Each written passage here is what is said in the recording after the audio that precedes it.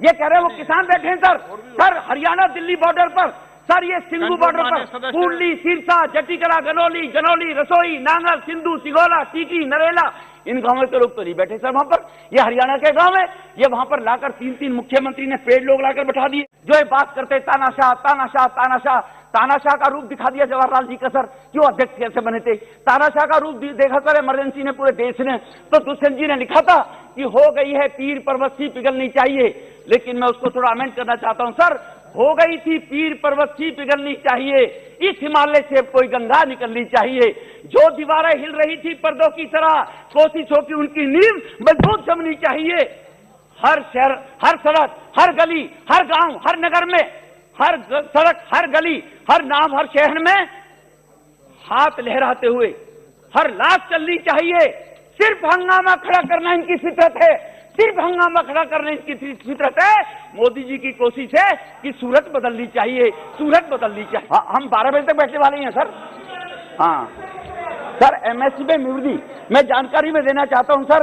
2013-14 तक गेहूं की एमएसपी 1400 रुपए थी, गेहूं की 1400 रुपए क्विंटल सर। 2020-21 में बढ़ाकर 1975 प्रति क्विंटल की गई सर। 500 रुपए बढ़ाने का काम किया। धान की सर 1310 थी, जो बढ़कर 1868 रुपए की गई सर, 43% की बढ़ोतरी। मसूर की 2950 थी सर, 73% थी, और जो बढ़कर 5100 रुपए प्रति क्विंटल के हिसाब से की गई सर। 2950 से 5100 सर, जस्ट डबल सर। इसी प्रकार से उड़द की एमएसपी 4300 रुपए थी, बढ़कर 6000 हुई सर, जस्ट डबल सर। इसी प्रकार से मूंग 4500 की एमएसपी हुआ करती थी सर, और बढ़कर 60% 7196% हुई सर। अरहर की एमएसपी 4300 रुपए थी सर, वो बढ़कर 6000 रुपए हुई सर। सरसों की एमएसपी 3000 थी सर, बढ़कर 4650 सरसों की एमएसपी की गई सर। इसी प्रकार से किसान सम्मान निधि का सर मैं जिक्र नहीं करूंगा 6000 का। आप कुसुम, प्रधानमंत्री कुसुम योजना, जो ऊर्जावान किसान अगर अन्नदाता के साथ में ऊर्जावान भी बने, इसके लिए 20 लाख सोलर पंप देने का लक्ष्य इस सरकार ने रखा है, और जिसमें केवल किसान को 10% पैसा देना है सर। 60% सरकार द्वारा सब्सिडी है सर, 30% सरकार का योगदान है, और मात्र 10% का निवेश केवल किसान का होना है सर। एग्रीकल्चर इंफ्रास्ट्रक्चर, इसको छोड़कर सर मैं इसको छोड़ देता हूं। अब किसानों के मामले को इनकी बुद्धि में इतना आ गया होगा, लेकिन आगे मैं आपकी जानकारी में डालना चाहता हूं सर कि, लेकिन सर कुछ चीजें और बतानी पड़ेंगी। जो खरीद हुई किसानों की, जो कह रहे मार्केट में बिकेगा नहीं सर, पिछली सरकार ने तिलहन की खरीद 3.75 लाख मीट्रिक टन की थी सर। इस सरकार ने, मोदी सरकार ने सर 56 लाख मीट्रिक टन तिलहन की खरीद की सर, 56 लाख। इनको बता देना चाहते हैं कि एमएसपी के आधार पर कितनी तिलहन की खरीदारी हुई है सर हमारी सरकार द्वारा। कहां 4 लाख, कहां 56 लाख। इसी प्रकार से पिछली सरकार ने 3,74,000 रुपए के धान व गेहूं खरीदे थे, और हमारी सरकार ने 8 लाख करोड़ के धान व गेहूं का परचेज किया है। नहीं सर, अभी तो बहुत कुछ है सर। स्वामी सर मैं कंक्लूड करें, सर मैं छोड़ देता हूं सर, मैं इसी कानून पे आता हूं सर। यही कानून जिसका आज ये विलाप करते फिर रहे हैं, ये मेरे पास माननीय शरद पवार जी की चिट्ठी है। वो कृषि मंत्री हुआ करते थे सर। कृषि मंत्री होने के बाद दिल्ली की मुख्यमंत्री शीला दीक्षित, दिल्ली के हरियाणा के मुख्यमंत्री हुड्डा साहब को चिट्ठी लिखी। वो चिट्ठी में जरूर पढ़ना चाहूंगा sir. The agriculture sector need well functioning market to drive growth, employment and economic prosperity in rural area of the country. This requires huge investment in marketing infrastructure including cold chain, and for this private sector participation is essential for which an appropriate। तो इसीलिए sir, अब sir मेरे को कह रहे हैं तेरे को टाइम ज्यादा देंगे नहीं, लेकिन मुझे यहाँ आना पड़ रहा है। ये हुड्डा साहब की चिट्ठी है सर, ये मैं सर टेबल करना चाहूंगा इनको सबको सर बाद में।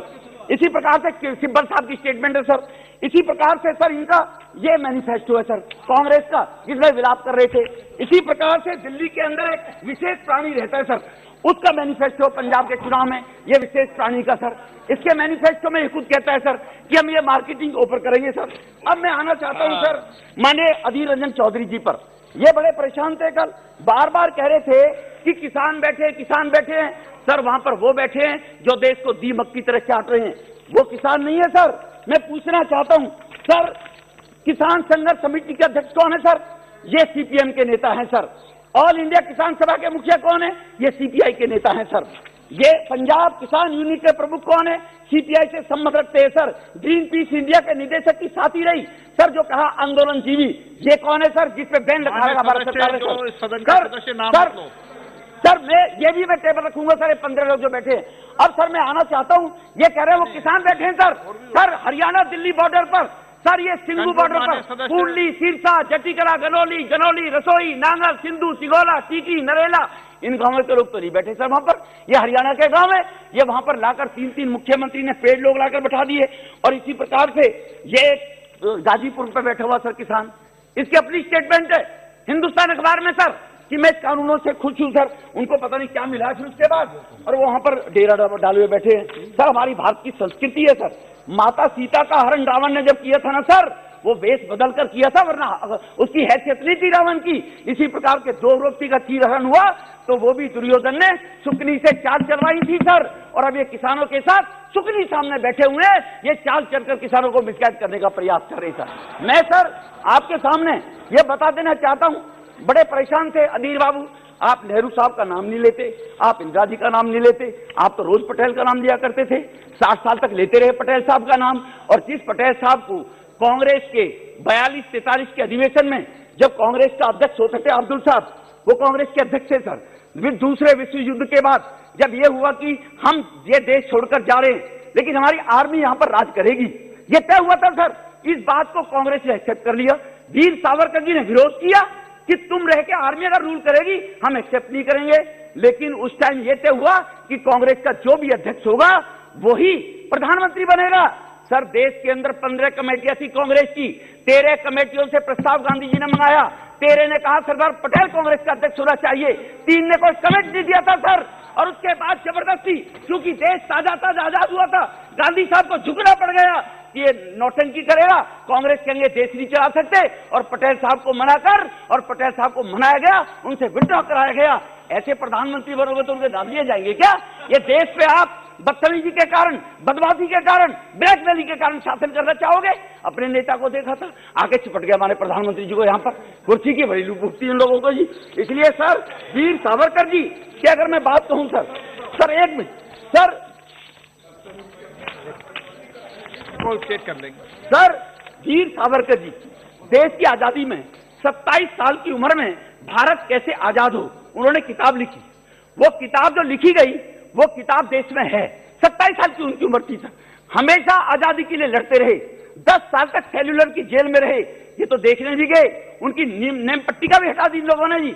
उन्हीं वीर सावरकर को जिन्होंने विरोध किया था कि अगर अंग्रेज चले जाएंगे तो हम एक्सेप्ट नहीं करेंगे कि ये राज करेंगे, उन्हीं वीर सावरकर को जिनको ये कहते हैं 1942 के वार्धा के कांग्रेस के सम्मेलन में जहां ये मिलिट्री रूल की बात हुई थी सर, यहां पर सर वीर सावरकर जी को 27 साल जैसे मैंने पहले कहा सेल्यूलर जेल में रहे क्रांतिकारी को, जिनको इंटरनेशनल अदालत के अंदर डबल आजीवन कारावास की सजा हुई थी कि ये देश के अंदर देश विरोधी और अंग्रेजों के विरोध में एक्टिविटीज करते हैं। इनको शर्म आनी चाहिए वीर सावरकर जी के बारे में इस प्रकार की टिप्पणी करते हुए।